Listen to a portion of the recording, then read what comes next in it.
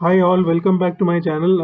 मैं हूं आपका दोस्त मोहित। तो आज की वीडियो में हम डिस्कस करने वाले हैं सेक्टर एनालिसिस कैसे करते हैं और उसके हेल्प से हम टॉप स्टॉक्स या फिर जो जिनमें हम बुलिश पोजीशन बना सकते हैं, या फिर जो बीटन डाउन सेक्टर्स हैं जिनमें हम बीरिश पोजीशन अगर ढूंढना चाहें, मतलब कि जो सबसे पिटा हुआ सेक्टर है उसमें भी अगर कोई सबसे पिटा हुआ स्टॉक हमें ढूंढना हो तो वो कैसे करा जाए। और वैसे ही अगर टॉप का कोई स्टॉक है और उसमें भी सबसे टॉप के सेक्टर है और उसमें भी सबसे कोई टॉप का स्टॉक है तो हम वो कैसे ढूंढना है। तो इसमें हम यूज़ करेंगे आर एस सेक्टर ग्राफ का। इसको अप्लाई करने के लिए आपको सीधा इंडिकेटर्स में जाना है। अगर मैंने शेयर किया हो तो इनवाइट ओनली स्क्रिप्ट में आपके साथ आ जाएगा, या अगर आपने फेवरेट किया हो तो फेवरेट्स में आ जाएगा। अभी मेरा यहाँ पे ये ऑलरेडी फेवरेट में लगा हुआ है। ये आपको ऐसे दिखेगा आर एस सेक्टर ग्राफ, जहाँ पे अभी मेरा माउस है। यहाँ पे आपको इसको सिलेक्ट कर लेना है, ऐसे नीचे प्लॉट होगा ये। नीचे प्लॉट होने के बाद आप इसको डबल क्लिक करना है, ऐसा फुल स्क्रीन आपका ये हो जाएगा। फुल स्क्रीन होने के बाद पहले तो आप इसके इनपुट्स देख लीजिए। इनपुट्स में ज़्यादा कुछ नहीं है, सारे सेक्टर्स हमारे लिस्टेड है, ये डिफ़ॉल्ट मैंने किए हुए हैं। अभी के लिए सिंप्लिसिटी के लिए वीडियो की मैंने मिड कैप और स्मॉल कैप को हाइड कर दिया है। और इसमें जो लेंथ रहेगा वो 20 रहेगा। इसको आप चाहे तो चेंज कर सकते हैं, बट मैं 20 पे करता हूँ। ये अभी डेली चार्ट लगा हुआ है, तो 20 मतलब एक महीने का हमारे पास डेटा रहेगा एनालिसिस करने के लिए। और यहाँ पे ट्रेल लाइन 6 है। ये जो आप डॉटेड लाइंस देख रहे हैं, ये मतलब इसका ट्रेलिंग ट्रैजेक्टरी क्या रहा है एक सेक्टर्स का। या अभी हम इसको स्टॉक में भी बाद में देखेंगे, अभी आप सेक्टर पे एक बार समझ लीजिए।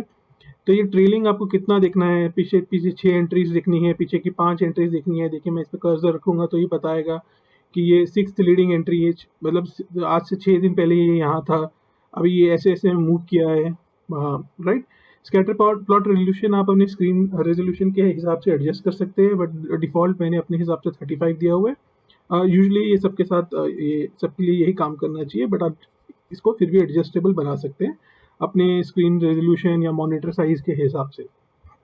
चलिए, ये तो बहुत ही स्ट्रेट फॉरवर्ड इनपुट्स। अब बात कर लेते हैं इसकी कंस्ट्रक्शन कैसे है। तो एक्स एक्सिस में सबसे पहले तो आप देख रहे हैं ये आर एस रेशो, ये स्टैंड करता है रिलेटिव स्ट्रेंथ रेशो। और वाई एक्सिस जो आप देख रहे हैं ये मोमेंटम बता रहा है रिलेटिव स्ट्रेंथ का। व्हेन आई से मोमेंटम, ये इसका फर्स्ट ऑर्डर डेरिवेटिव है। अब इन दोनों को अगर हम एक 2D प्लॉट में देखें और इनका कंपैरिजन निकालें हम आपस में, तो हमें डिफरेंट डिफरेंट रीडिंग्स ऑब्जर्वेशंस मिल सकती हैं कि ये बढ़ रहा है, मतलब रेशो हमारा रिलेटिव स्ट्रेंथ बढ़ रही है और मोमेंटम भी बढ़ रहा है। तो हमारा वो पहला क्वाड्रेंट में आ जाएगा जिसको हम बोलते हैं लीडिंग।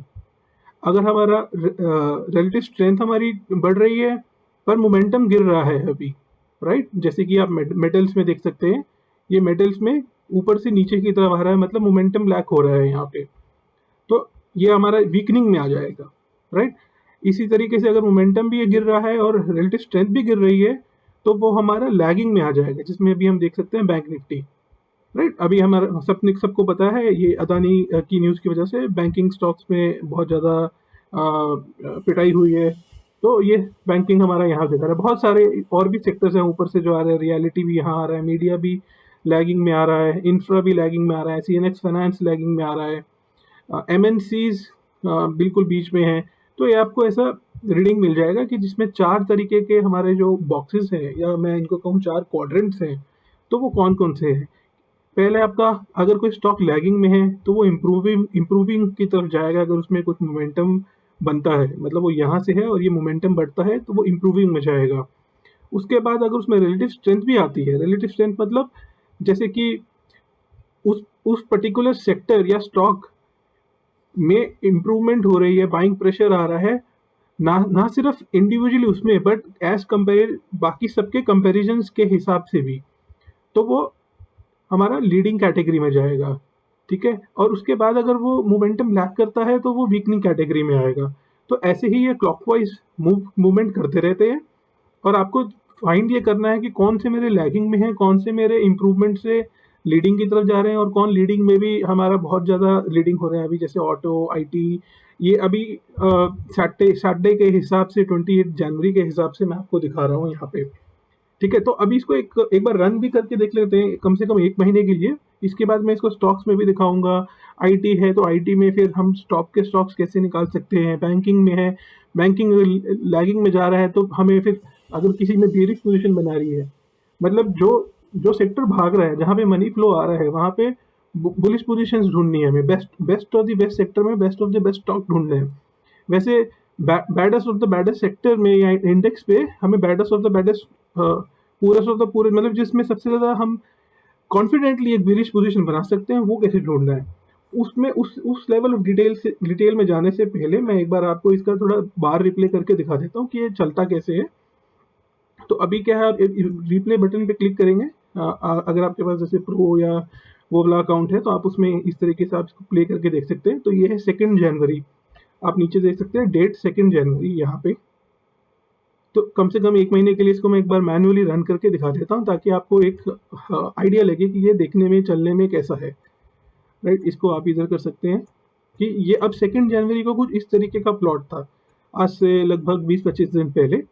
तो इसको मैं मैन्युअली प्ले करूँगा, राइट, और इसको मैं फॉरवर्ड करूँगा 1 बाय 1। ये देखिए, ये ऐसे सेक्टर सारे मूव कर रहे हैं, जैसे जैसे जहाँ पे बाइंग प्रेशर आ रहा है, सेलिंग प्रेशर आ रहा है, तो आपस में सेक्टर्स की कंपैरिजन भी हो रही है, और उनका रोटेशन इंटरनल मूवमेंट बता रहा है कि वो लीडिंग में जा रहे हैं, इम्प्रूविंग में जा रहे हैं, कैसे जा रहे हैं, और रिलेटिवली आपस में भी कंपेयर हो रहे हैं।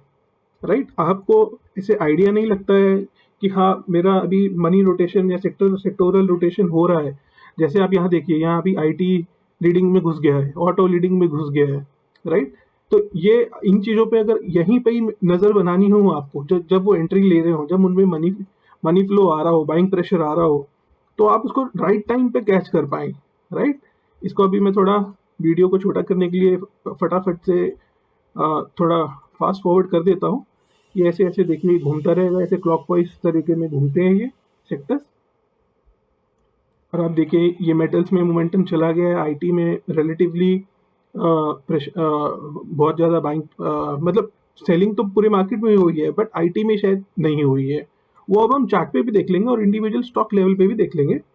तो आइडिया पर्पस ये था कि ये इसकी कंस्ट्रक्शन कैसे है और इसकी रीडिंग कैसे करनी है। आपको चाहिए तो यहाँ पे ये जो लेबल्स हैं इसको हाइड वगैरह कर सकते हैं इनपुट से, ये बट कलर कोडिंग समझने के लिए मैंने यहाँ पे दिया हुआ है। ओके, तो अभी आप देख सकते हैं कि यहाँ पे CNX IT जो है हमारा वो टॉप में है, ऑटो भी अच्छा लीड कर रहा है। आई थिंक कल परसों ही हम टाटा मोटर्स के बारे में डिस्कस कर रहे थे, तो ये भी एक मेरा इनपुट था, जहाँ से सेक्टर्स में भी टॉप का स्टॉक ढूंढना की मेरी कोशिश रहती है। वैसे ही बैंक निफ्टी में देख सकते हैं। चलिए अभी क्योंकि चर्चा जो है बैंकिंग में ज़्यादा है, क्योंकि बैंक निफ्टी इतना गिरा है, तो बैंक निफ्टी का एक एग्जांपल ले लेते हैं, फिर हम एक वीरिश ले लेंगे पूरा बैंकिंग का, और फिर CNX IT का भी ले लेंगे। तो मैंने क्या किया हुआ है ऑलरेडी, मैंने यहाँ पे ये देखिए, जहाँ से ये 20 डेज जैसे इनपुट था, तो 20 डेज के हिसाब से 1 महीने का पूरा मैंने डेटा लिया हुआ है। यहाँ से ये 2 जनवरी से लेकर के ये 27 जनवरी, मतलब 20-25 दिन का पूरा डेटा लिया हुआ है, और ये बैंक निफ्टी लगाया है चार्ट मैंने, और कंपेरिजन में मैंने सारे के सारे बैंक्स लिस्ट डाउन कर दिए हैं। HDFC, ICI, Kotak, Axis, SBI, Federal, Bandhan bank, Baroda, PNB, AU bank, IndusInd, IDFC। तो व्हाट यू कैन ऑब्जर्व, आप जो इसमें एक ऑब्जर्वेशन वाली जो चीज़ है, हम ये देख रहे थे वहाँ कि बैंक निफ्टी हमारा लैगिंग में जा रहा है। तो अगर बैंक निफ्टी लैगिंग में जा रहा है, तो बैंक निफ्टी के वो कौन से स्टॉक है जो बाकियों के कंपैरिजन में सबसे वीक हो रहे हैं। राइट, तो आप सबसे पहले तो यहाँ देख सकते हैं ये रेड कलर की लाइन, ये रेड कलर की जो लाइन है ये है बैंक बड़ौदा की, जो कि 15% डाउन है।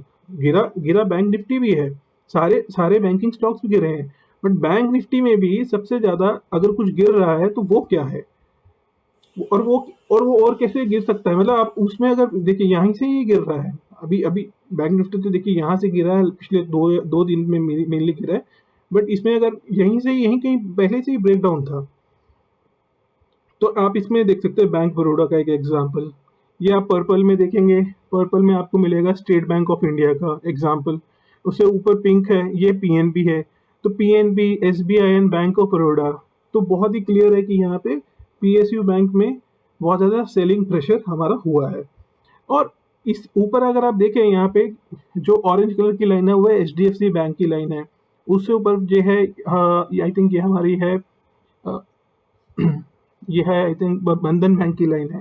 तो HDFC जैसा बैंक अगर होल्ड किया है एज कम्पेरिजन, हालांकि बैंकिंग गिरा है और HDFC का सबसे ज़्यादा वेटेज है, बट स्टिल ये उतना ज़्यादा फॉल नहीं किया इन रिलेटिव परसेंटेज टर्म्स या पॉइंट्स टर्म जितना कि बाकी के स्टॉक की है। अगर आपको किसी में बीरिश पोजीशन बनानी होती पिछले कुछ दिनों में, तो वो आपके ये PSU बैंक्स, SBI, PNB और बैंक ऑफ बड़ौदा रहते, राइट। इसी तरीके से जैसे कि हमने CNX IT देखा था अभी, यहाँ पे ये टॉप में CNX IT देखा था, तो उसी तरीके से यहाँ CNX IT के मैंने स्टॉक्स लगाए हैं। इन्फी, TCS, विप्रो, LTIM अभी मर्जर हो गया है, TechM, Coforge, Mphasis, HCL tech. Similarly उसका भी जनवरी स्टार्टिंग से डेटा लिया है और आप कंपैरिजन उनका सबका आपस में देख सकते हैं। और यहाँ पे आप देखेंगे ये ग्रीन कलर की लाइन, क्योंकि ये टॉप पे था, तो इसलिए अभी हमें टॉप का स्टॉक में नज़र रखनी होगी कि कौन सा इनमें से शायद टॉप पे निकल रहा है या निकलने वाला में से होगा, जिसमें हम फर्दर जाके ड्रिल डाउन करके चार्ट पे भी प्राइस एक्शन वगैरह बाद में देख के कंफर्म करके कुछ एंट्री बना सकते हैं अपनी। तो ये जो स्टॉक है ग्रीन वाला, ये है हमारा कोफोर्ज, जिसमें CNX IT, इसमें चार्ट लगा हुआ है CNX IT, जो कैंडलस्टिक चार्ट आप देख रहे हैं CNX IT का है। उसके कंपैरिजन में सेक्टर को भी जो बीट कर रहा है वो आपका स्टॉक है Coforge and then HCL tech, right. तो इस तरीके से आप इन स्टॉक्स को ढूंढ सकते हैं, निकाल सकते हैं। गिरती हुई मार्केट में कोफोर्ज हमें मिला है, जैसे फॉर एग्जांपल, हाँ अभी तो चार्ट बंद है तो मैं एग्जांपल आसानी से दिखा पा रहा हूँ, पर रनिंग मार्केट में आपको एनालिसिस खुद से करनी होती है। तो आप ये देख सकते हैं यहाँ पे ये कोफोर्ज का चार्ट है, मार्केट पूरी डाउन है बट ये स्टैंड किया है। आई थिंक इसके रिजल्ट्स भी आए हैं, जो भी है आप इसके बारे में पढ़ सकते हैं। India Coforge profit rises something something कुछ विन वगैरह हुआ है। LIC ने स्टेक इंक्रीज किया है। ये अर्निंग्स भी देख सकते हैं आप यहाँ ट्रेडिंग व्यू में।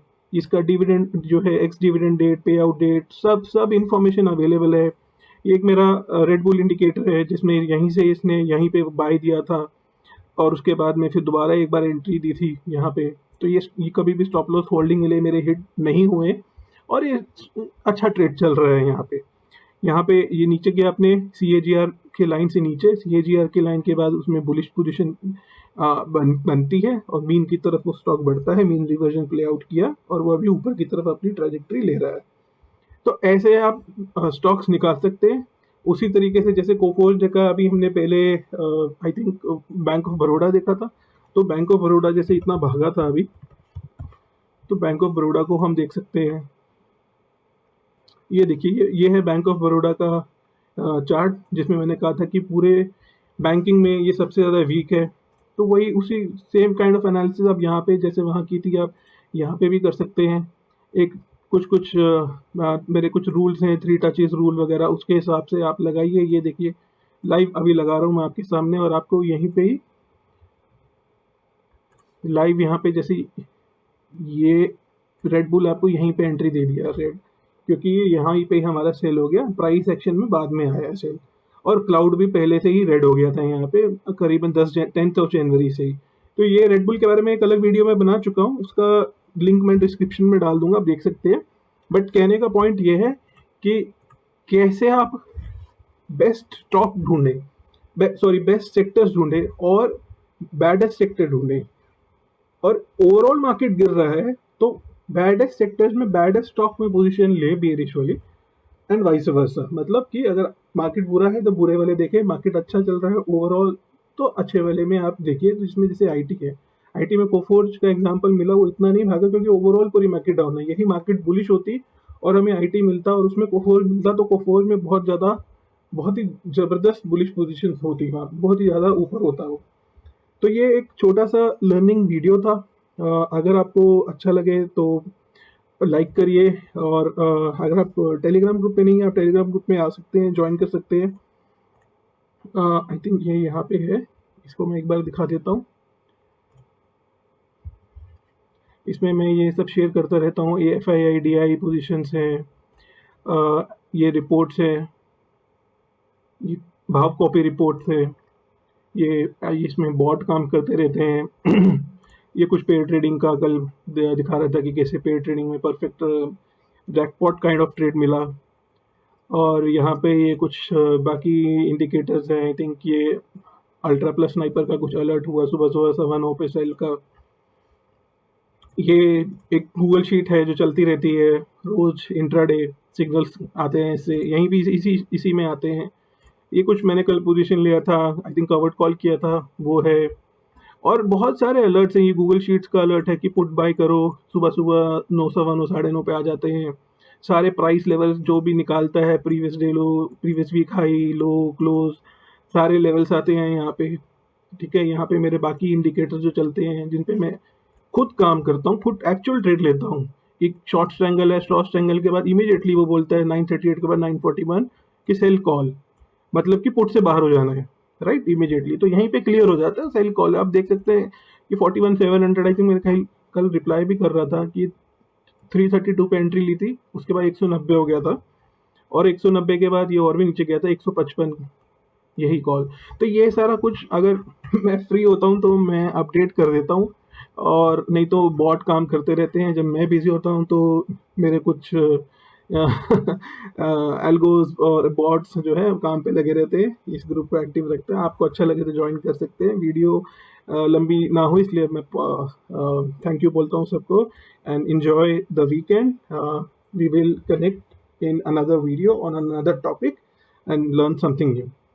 Thank you very much for staying till now.